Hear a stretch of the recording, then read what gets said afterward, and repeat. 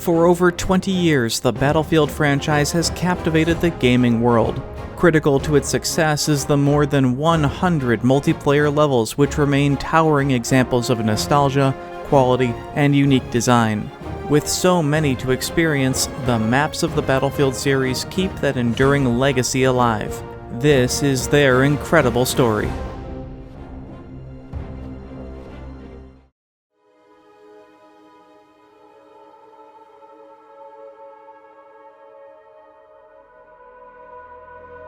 The resplendent countryside of northern France set the stage for battle in May 1940. Linked by a small road network, farmsteads and fields surround the small town of Arras, creating a rural setting in which the British and German forces do battle. The village at the map's heart is dominated by a large church on its northeast edge, while brick stores and homes are tightly packed beside one another. On the outskirts, remnants of a tank skirmish between the factions are scattered across a burning field.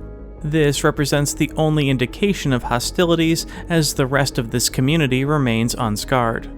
Rapeseed fields dominate the rolling terrain of Arras. When playing outside the town, this environment can overwhelm and even disorient players moving from point to point, as the often shoulder-height crops limit landmark identification. Large trees do a lot of heavy lifting to break sightlines while contributing to the environmental detail. Hedgerows offer additional visual cover, but the real protection remains the buildings within the town or the rolling hills. These features act as adequate obstructions, wherein sudden bursts of combat can occur with unseen enemy players. The lack of effective cover over long distances combined with height advantages found at some hills makes traversing the fields dangerous and an exciting prospect for snipers. A complication with this type of environment, which makes up about half of the map area, is the way in which such flora graphically renders on minimal settings, granting an advantage for some players to spot enemies who should otherwise be hidden. Still, I would argue that the amount of terrain deviation is just adequate enough to make the map effectively work. The extensive fields dominate scenery, perhaps resulting in a repetitiveness in the player experience, but there is enough variety depending on location, and some of the views are just breathtaking. The minor vineyard on the northeast and the stream which weaves through the southern side of the map along the A and B objectives are great examples which prevent visual staleness, the latter providing a good contrast in color and aesthetic, but feels isolated sitting along the German deployment. Flowers and vines scattered along walls and buildings perhaps provide the greatest variety of the color palette. Arras is a 6-objective map. Flags are positioned slightly asymmetrically with the E objective in the center. Beyond the dirt roads, tiny footpaths and dried riverbeds connect the major points of interest. It is an interesting layout considering it breaks from the tradition of the typical 5-flag diamond style by adding the 6th point, B, on the southern side along the German border. This technically doesn't add a direct imbalance toward any side due to the lengthy deployment borders, but the B flag proximity to the German main spawn points and the road directing players toward that specific objective provides the British team a strong defensive position and redeploy point to camp the German team in the spawn, and makes it difficult for the Germans to advance around the flanks. The deployments of both teams are in fact the worst part of the map. As just stated, the German team's main deployment points are situated on a main road leading toward the town. A second road immediately branches off and heads down toward the C objective. Though it's largely obscured by a tree line, players are reluctant to make that move, instead focusing toward the immediate battle at B. The main road does branch off west toward the A point, but the fight at B must first be won during a full cap to utilize it. The rising slope heading north toward the village also provides British armor a safe place to fire into the German base. The British deployment faces a similar problem on the northwest edge of the map. Their deployment points are also found on a single road, which has a secondary branch headed east toward the E and F points. However, this side is noticeably downhill, and when combined with extensive map boundaries, makes it difficult for most German players to see enemy movements. This is advantageous, with the lone exception that the church on the north counters the sightline issue, and real cover is still lacking significantly in the fields. Yet, a major problem lies in having all of the team's assets and spawn points lined up on the roads, creating major funnels and incentivizing direct combat into a meat grinder. This is of particular detriment during full capture scenarios, as aircraft can destroy whole waves of enemies. Despite game patches intended to resolve the problem, it can also be a major annoyance at the start of the round, as bomber selections can spawn in and make it to the enemy deployments before the teams have a chance to scatter, resulting in absurd bombing runs. The A flag is situated on the map's southwest corner, not far from the extended boundary of the German deployment. The watermill is a fairly simple objective consisting of a large farm structure dominating the space. The capture radius extends from within the building to the muddy yard out front. Outside, cover is limited to a truck and trailer, though more fortifications can be constructed. Without these fresh defenses, the yard is extremely exposed from the large field which slopes uphill and is where some of the flag spawns can be located. The shallow river runs past the mill and under a short stone bridge, which is just tall enough for players to use as effective cover. The objective is unique and beautiful, particularly on its riverside, but prone to overwhelming amounts of destruction and lack of cover, especially once the building, hedges, and surrounding wall take considerable damage. With the only vehicle resupply station on an objective, this mill is prone to seeing constant tank action. Heading east, the road across the river leads toward the B objective, called the Bridge. It is named as such due to the arched stone bridge which crosses the same river flowing through the south side of the map. More sloped than its downstream counterpart, a deeper riverbank leaves players huddled and more vulnerable as they approach the lone building making up the only landmark. As the flag capture radius extends from the yard into the sloped defilade by the river, it is not uncommon to find players using it as protection while they attack the point. The two-story house has a small yard and encircling stone wall blocking line of sight access to an otherwise empty field. Much of the building, walls, and even a section of the bridge can be destroyed, further limiting cover options in the area. Firing angles from the north and west can be brutal, especially once most of the structures are destroyed, leaving it an empty husk. As such, spawn points here are terrible, and players are constantly exposed. Furthest southeast is the Tank Wrecks objective, C. Here, the remnants of an earlier armor clash left the greater farmland smoldering and littered with shallow craters. The destroyed tank husks are scattered around the field, offering the best protection. Conversely, burning crops limit cover around the area and create a minor environmental hazard for players, especially in the adjacent field across the artillery road. Fortification potential here is limited to small trenches and sandbag emplacements. Overall, this concept of an earlier tank battle as an objective is excellent and detailed. It perhaps needed to be expanded in scope, however, as the vast openness of the surrounding field, limited crater depth, and handful of destroyed tanks makes it a very dangerous place to be, such that armor support is frequently required to capture the objective. Looping to the map's northwest, the D objective is the Hill Farm. It is the primary gimme flag for the British, sitting at the end of the main road leading out from their deployment. The slight high ground the objective sits on descends into fields to the north and south, offering a sightline advantage. These are amplified by second-floor access to the barn and the adjoining farmhouse. These two primary structures, combined with the array of farming equipment, trees, and tall silo, make for an excellent objective, providing a great zone for combat. Unfortunately, the house and especially the barn can take heavy damage, severely limiting engagement options.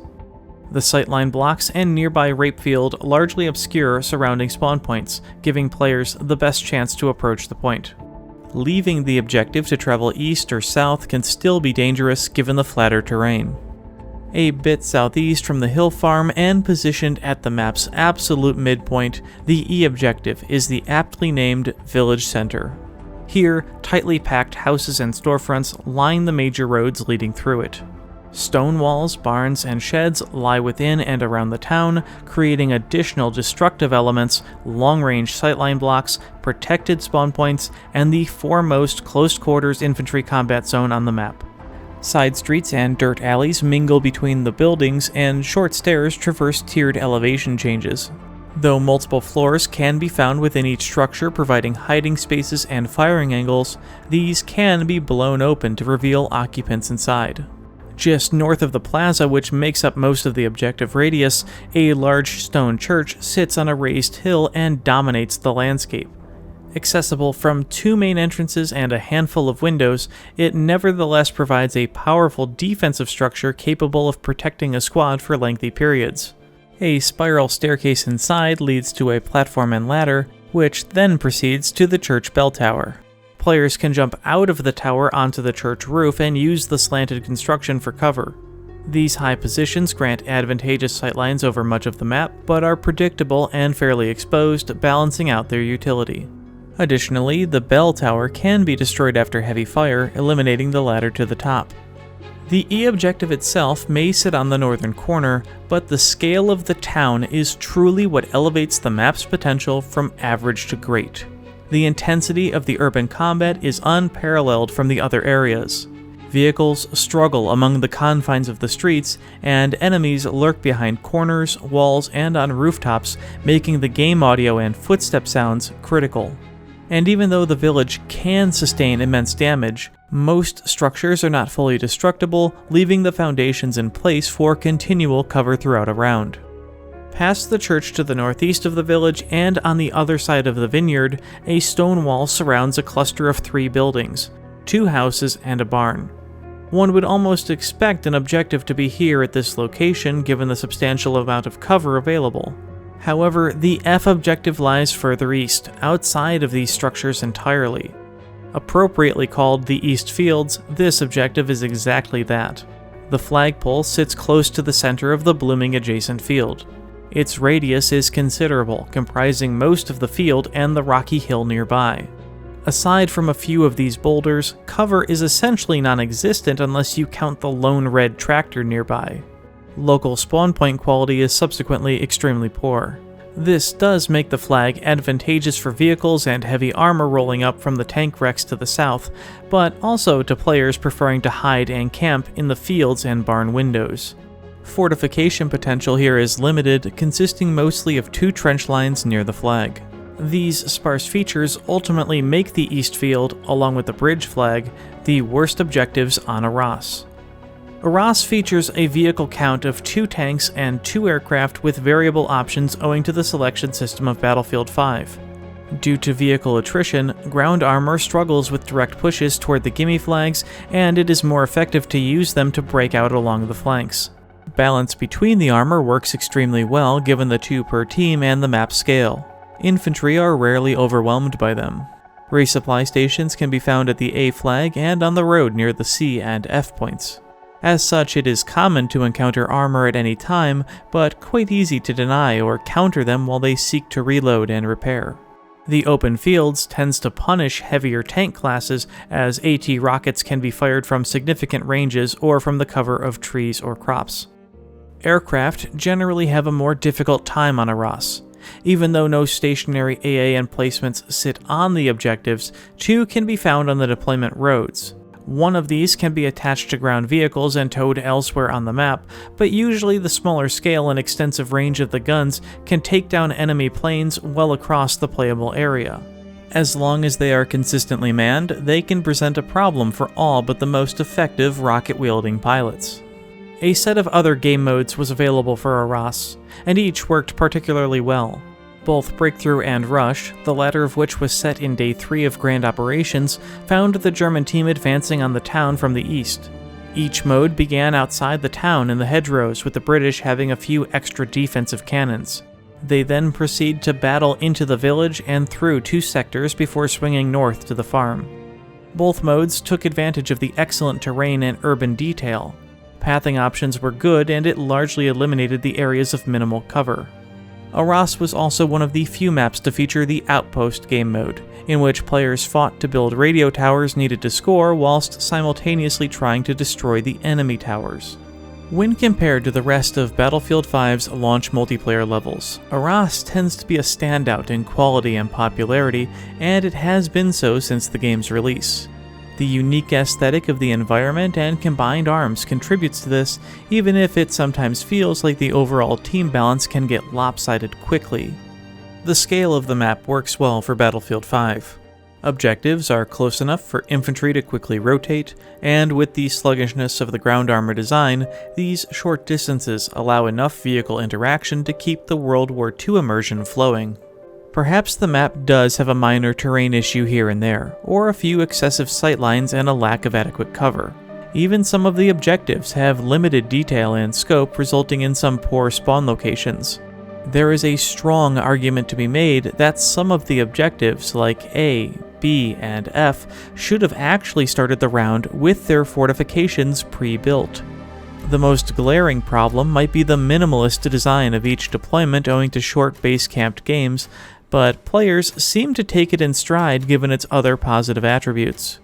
The greatest of these strengths, of course, is the map's excellent flow and balance between the intense urban mayhem of the village center and the slower-paced, more range-heavy battleground which surrounds it.